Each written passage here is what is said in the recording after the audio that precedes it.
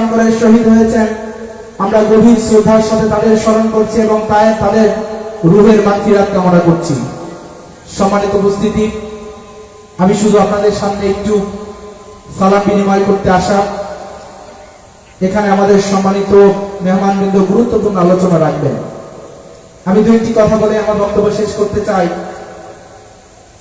রাসূল আকরাম সাল্লাল্লাহু আলাইহি ওয়াসাল্লাম একজন সমাজ সংস্কারক ছিলেন। তিনি তার জ্ঞান, তার যে প্রজ্ঞা ছিল, সবকিছু দিয়ে সমাজকে পরিবর্তনের জন্য আপ্রাণ চেষ্টা করে গেছেন। রাসূল আকরাম সাল্লাল্লাহু আলাইহি ওয়াসাল্লামকে যখন 40 বছর বয়সে তিনি যখন নবুয়ত প্রাপ্ত হলেন, তার পূর্ব সময় পর্যন্ত রাসূল আকরাম সাল্লাল্লাহু আলাইহি ওয়াসাল্লাম কিন্তু বসে থাকেননি। বসে থেকেছেন, হেরা পর্বতের গুহায় বসে থেকেছেন, সেখানে ধ্যানমগ্ন ছিলেন। তিনি চিন্তা করতেন এই সমাজকে পরিবর্তন করার জন্য কোনো উপায় আছে কিনা, এই সমাজকে পরিবর্তন করে আমরা নতুন একটি সমাজ বিনির্মাণ করতে পারি কিনা। তৎকালীন সময়ে মক্কার সেই সমাজের কথা যদি আমরা বলি, যে সমাজে গুম, খুন, লুটতরাজ, যেখানে ধর্ষণ, যেখানে চুরির মতো অপরাধগুলো সাধারণ অপরাধে পরিণত হয়েছিল, সেই সমাজের মানুষগুলো ভালো মন্দকে পার্থক্য করার যে সাধারণ বোধ থাকা দরকার, সেই জ্ঞান তখন ছিল না। সেই সমাজের মানুষগুলো এত নৃশংস ছিল যে একটি কন্যা সন্তান যদি জন্মগ্রহণ করত, সেই কন্যা সন্তানকে হত্যা করে অথবা তাকে জীবিত অবস্থায় মাটি চাপা দিয়ে হত্যা করা হতো। এরকম একটি কঠিন সমাজ, যেখানে কেবলমাত্র একটি খেজুরের গাছের পাতা খেয়ে সেটাকে কেন্দ্র করে বছরের পর বছর যুদ্ধ হয়েছে। মক্কা নগরী ফাঁকা হয়ে গেছে একটি গোত্রের সাথে আরেকটি গোত্রের যুদ্ধের কারণে। বছরের পর বছর সিরিয়া, দামেস্ক থেকে শুরু করে অন্যান্য অঞ্চলে মক্কার সম্ভ্রান্ত পরিবারের মানুষগুলো, নেতৃবৃন্দগুলো যুদ্ধের এই ভয়াবহতা থেকে মুক্তির জন্য সেখানে আত্মগোপন করেছিলেন। এই সমাজটি এইরকম সমাজ ছিল, যেই সমাজে যারা নিম্ন স্তরের মানুষ ছিল তারা নির্যাতন, নিষ্পেষণ এবং দ্রুতদাস হিসেবে তাদেরকে সমাজে কোন ধরনের মূল্যায়ন করা হতো না। অপরদিকে যারা পুঁজিপতি ছিল, যারা সমাজকে পরিচালনা করত, তারা কেবলমাত্র নিচু সমাজের যারা ছিল তাদের উপর নির্যাতন, নিষ্পেষণই তাদের কাজ হিসেবে বেছে নিয়েছিল। এরকম একটি সমাজে রাসূল আকরাম সাল্লাল্লাহু আলাইহি ওয়াসাল্লাম জন্মগ্রহণ করেছিলেন।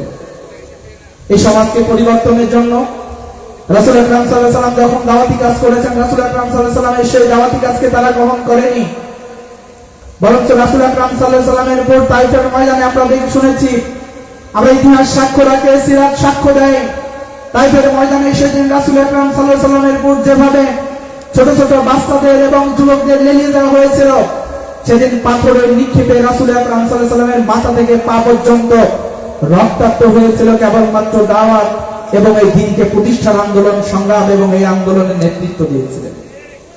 সম্মানিত উপস্থিতি, আমরা সমাজকে পরিবর্তনের জন্য কাজ করতে চাই। যুগে যুগে যারা এই সমাজ পরিবর্তনের জন্য কাজ করেছে তাদের উপরে নির্যাতন এবং নিষ্পেষণ এসেছে।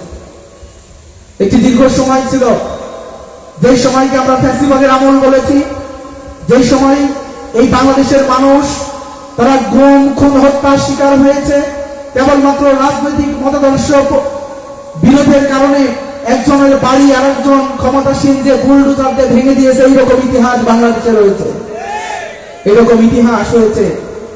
বাবা মায়ের সাথে বসে ইসলামী আন্দোলনের একজন কর্মী ভাই সে খাওয়া দাওয়া করছে, সেখান থেকে তুলে নিয়ে যে তৎকালীন সময়ের প্রশাসন তারা নাটক সাজিয়েছে, তাদেরকে সেখানে শহীদ করা হয়েছে এবং বলা হয়েছে বন্দুক যুদ্ধের মাধ্যমে শহীদ হয়েছে। ইতিহাস বাংলাদেশ দেখেছে।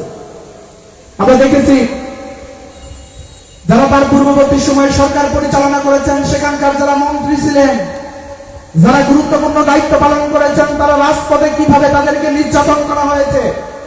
আমরা দেখেছি তৎকালীন সময়ে যারা বিরোধী দল ছিল তাদের কেন্দ্রীয় নেতৃবৃন্দকে ধরে তারা কিভাবে সেখানে গুমের শিকার হয়েছে, সেটাও আমরা দেখেছি।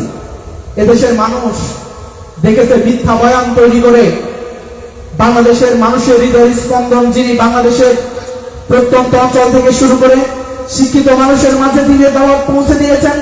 বিশ্ববিদ্যালয়ের ছাত্র থেকে শুরু করে মাদ্রাসার ছাত্র পর্যন্ত, জেনারেল পড়া ছাত্র পর্যন্ত যারা আলোচনা শুনে দিনের সঠিক পথ ধরেছেন, যাকে কোরআনের পাখি হিসেবে মানুষ সারা বাংলাদেশের সমাদর করেছেন আল্লামা দেলোয়ার হোসেন সাঈদীর বিরুদ্ধে, তারা কিভাবে মিথ্যা বয়ান তৈরি করে জুডিশিয়াল কিলিং এর মাধ্যমে তারা এই সরকারকালীন ফ্যাসিবাদী সরকার তাকে দীর্ঘদিন পর্যন্ত জেলের মধ্যে অবরুদ্ধ করে রেখে আমরা মনে করি তাকে যখন হত্যার দাদাকে যখন বের করা হলো তখন একটি কিলিং এর মাধ্যমেই তাকে সেদিন হত্যা করা হয়েছিল। আপনারা মনে করেন আমরা তো বন্ধ করে ফেলবো, আমরা কথা বলবো না? আজকে আমরা লক্ষ্য করছি জনগণের রায়কে অপেক্ষা করে আজকে কেউ কেউ আবার নতুন করে স্বপ্ন দেখতে শুরু করেছে। আমরা শুধু তাদেরকে বলতে চাই আমরা একটি সুন্দর বৈষম্যহীন বাংলাদেশ চাই। জনগণ যে রায় দিয়েছে, বাংলাদেশের মানুষ আর নতুন করে কোনো ফ্যাসিবাদ দেখতে চায় না। নতুন করে কোনো মুক্তিযুদ্ধের নামে যে নাটক সাজানো হয়েছিল, ফ্যাসিবাদ যে নাটক সাজিয়েছিল, সেই রকম নতুন নাটক আমরা দেখতে চাই না। নতুন করে কোনো বন্দুক যুদ্ধের ইতিহাস আমরা দেখতে চাই না।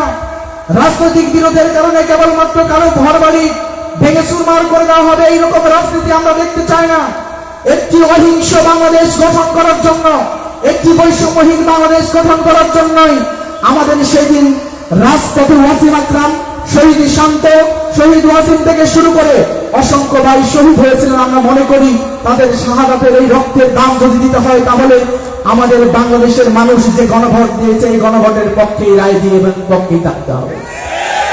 আজকে যখন বাংলাদেশের মানুষ 69% মানুষ ভোট দিয়েছে, গণভোটে হ্যাঁ ভোট দিয়েছে, মানুষ বুঝে দীর্ঘ সময় ঐক্যমত কমিশনের মাধ্যমে সংস্কার প্রস্তাবনার পরে এবং তার পরবর্তী সময় একটি গণভোটের মাধ্যমে এদেশের বিশ্ববিদ্যালয়ের ছাত্ররা সারা বাংলাদেশে পাখির মতো এক জায়গা থেকে আরেক জায়গায় গিয়ে সাধারণ মানুষকে বুঝিয়েছে যদি গণভোট বাস্তবায়ন হয়, হ্যাঁ ভোটের পক্ষে যদি রায় আসে তাহলে বাংলাদেশ আর নতুন করে কোনো ফ্যাসিবাদ আসবে না, নতুন করে প্রশাসন আর সেইভাবে গুম খুন করতে পারবে না, এদেশে নতুন করে এমন কোন এক দলীয় কায়দা আর ফিরে আসবে না।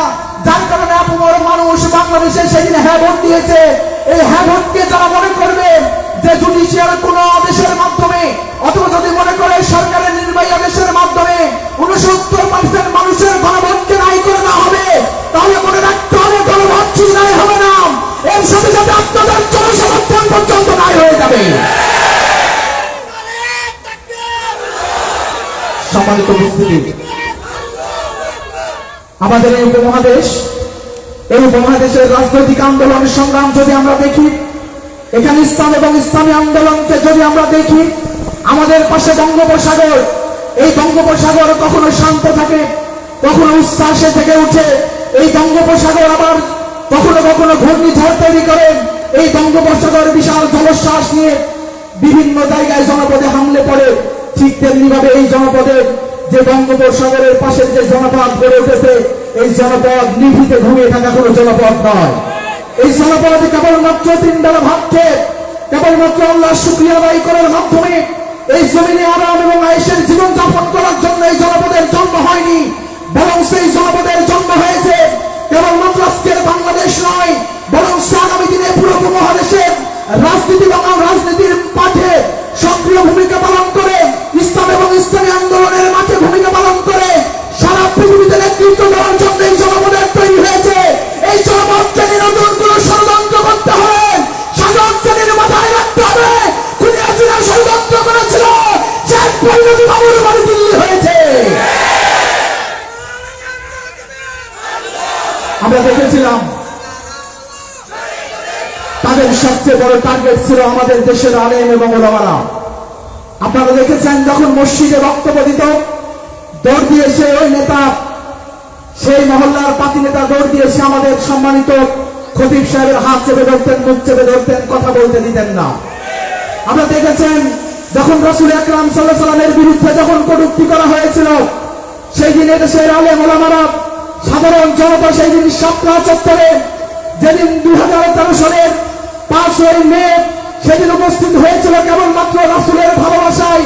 তারা দেখিয়ে দিয়েছিল এদেশে যদি রাসূল নিয়ে কথা বলা হয়, এদেশে যদি আলেম ওলামা নিয়ে কথা বলা হয়, এদেশে যদি কোরআনের মিথ্যা বয়ান তৈরি করার চেষ্টা করা হয়, এদেশের আলেম ওলামা রাজপথে জীবন দিতে প্রস্তুত থাকে, কিন্তু নাম দিতে সামান্য পর্যন্ত প্রস্তুত নয়।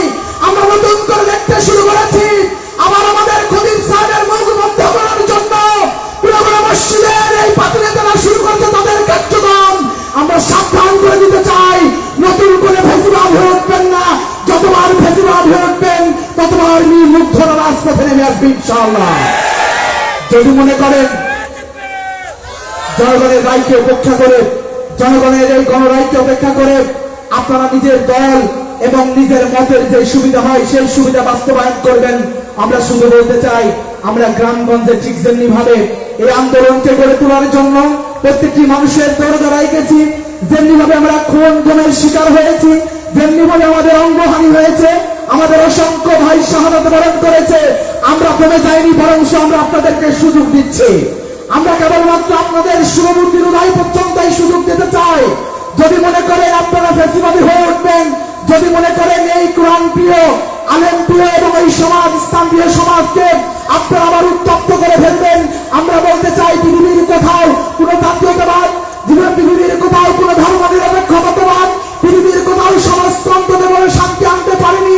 এদেশের মানুষ কোরআনের জন্য এবং কোরআনের শাসনের জন্য যেইভাবে 17 বছর লড়াই সংগ্রাম করেছে, প্রয়োজনে বছরের পর বছর লড়াই সংগ্রাম হবে, কিন্তু ইসলামকে শেষ করে দেওয়ার কোন ষড়যন্ত্র বাংলাদেশের জমিনে আমরা মেনে নিব না ইনশাআল্লাহ। সবাইকে উদাত্ত আহ্বান রেখে এবং একজন সমাজের, রাষ্ট্রের সচেতন নাগরিক হিসেবে ভূমিকা পালন করার উদাত্ত আহ্বান রেখেই আমি আমার বক্তব্য শেষ করছি। আসসালামু আলাইকুম ওয়া রাহমাতুল্লাহি ওয়া বারাকাতুহু। মারহাবা মারহাবা, অসংখ্য ধন্যবাদ আমাদের সকলের পরিচিত শ্রদ্ধেয় ইব্রাহিম রনি ভাইকে, চট্টগ্রাম বিশ্ববিদ্যালয়ের নবনির্বাচিত ভিপি। সম্মানিত উপস্থিতি, আপনারা দেখতে পাচ্ছেন আমাদের সামনে উপস্থিত আছেন আমাদের গুরুত্বপূর্ণ আলোচক মুফতি শায়েখ আলী হাসান ওসামা সাহেব। আপনারা এখনো যারা দাঁড়িয়ে আছেন, আমি সবাইকে এই পাশে খালি জায়গা আছে বসার অনুরোধ করছি। শাহজাহান চৌধুরী আমাদের সম্মানিত এমপি, চট্টগ্রাম 15 আসনের প্রতিমধ্যে আছেন, উনি আসতেছেন। আপনারা যারা এখনো বাহিরে আছেন, আপনারা মাহফিলের মঞ্চে চলে আসার জন্য মাহফিল পরিচালনা কমিটির পক্ষ থেকে বিনীত অনুরোধ জানাচ্ছি। সম্মানিত উপস্থিতি, এই পর্যায়ে আপনাদের সম্মুখে গুরুত্বপূর্ণ আলোচনা নিয়ে আসছেন আলেম সমাজের অহংকার, ন্যায় ও ইনসাফের বলিষ্ঠ কণ্ঠস্বর, বিশ্ববরেণ্য আলেমদ্বীন, সংগ্রামী আলোচক মুফতি শায়েখ আলী হাসান ওসামা। মুফতি শায়েখ আলী হাসান ওসামা সাহেবকে আমি মাহফিলের পক্ষ থেকে ওনার গুরুত্বপূর্ণ আলোচনা পেশ করার জন্য বিনীত অনুরোধ জানাচ্ছি।